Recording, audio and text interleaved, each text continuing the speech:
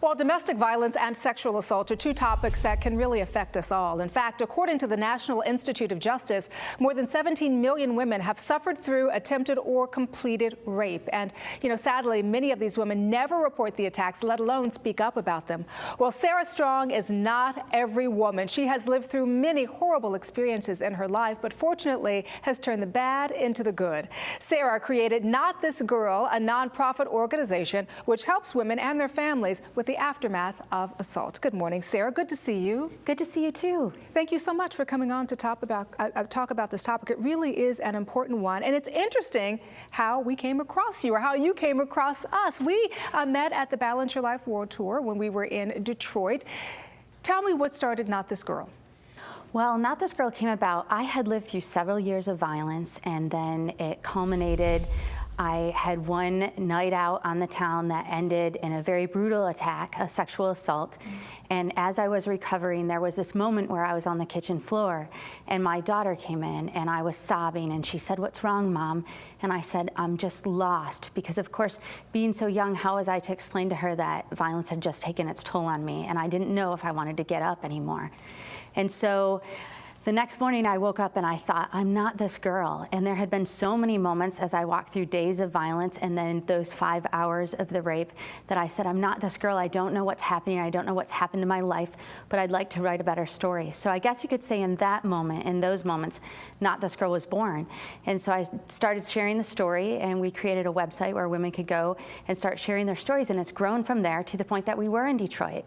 What was that point? How long after this happened did your daughter find you on It was a year. It was, see? And isn't that, why? I mean, why do you think so many women don't want to talk about it? Well, though it affects every socioeconomic level, I just think it's a matter of what the collateral damage is going to be when we go public with it.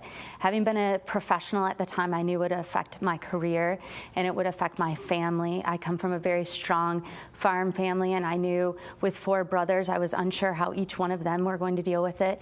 And so I think there are a lot of reasons women don't come forward, but it's those obstacles that stand in our way. When I got up and decided I'm not this girl, I did something very, very unique in the sense that I decided to live it out loud. So it became one of those decisions that I made to live it out loud. We call it living transparent. I started with my family and then close friends, and not everyone had great responses to it. Not everyone responded in a way that was loving or kind and not judgmental. Why do you say that? Because that's the other part of this that I think is really sad, is that when you go through something as traumatic as that, and you and I talked about this before we went on camera, and I told you I was a news reporter and then a news anchor for many years, and so I've seen this firsthand. And it's interesting because some people still want to blame the victim, and some people still want to say, what did you do, or how did you put yourself in this situation, which I think is absolutely appalling.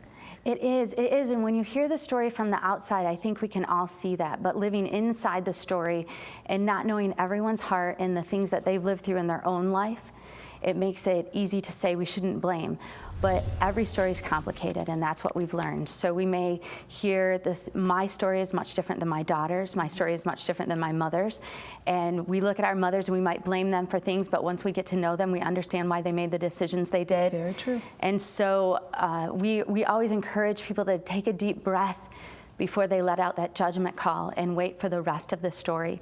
Because just to set out the words, I've lived through something terrible, means let them inhale and exhale again before we start trying to assign blame. I think that's just something we try to do because we have no control over what happened. Can I just say something interesting?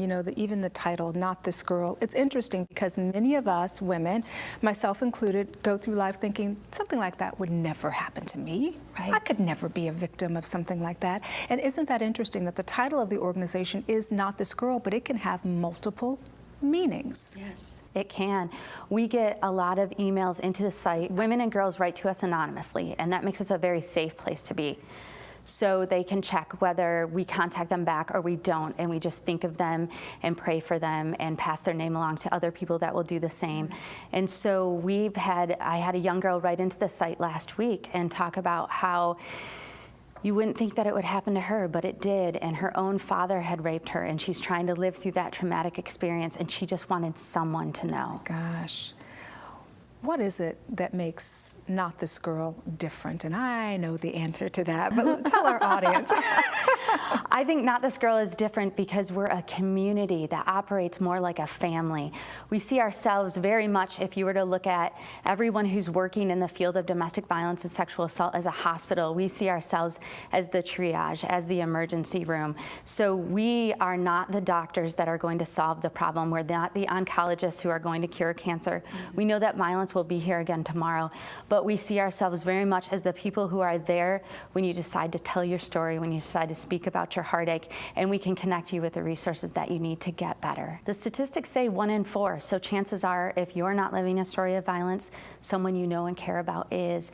And that's one of the things that we really emphasize is those 1-800 numbers on our site that victims can call, so can loved ones. So if your sister is living through this or your daughter is living through this and you're just not sure how to communicate with her and to not be judgmental, you could call those 1-800 numbers and they'll talk you through and give you some insights that will help you love the people you love enough to get them through this. Great and inspirational story. Thank you. Absolutely.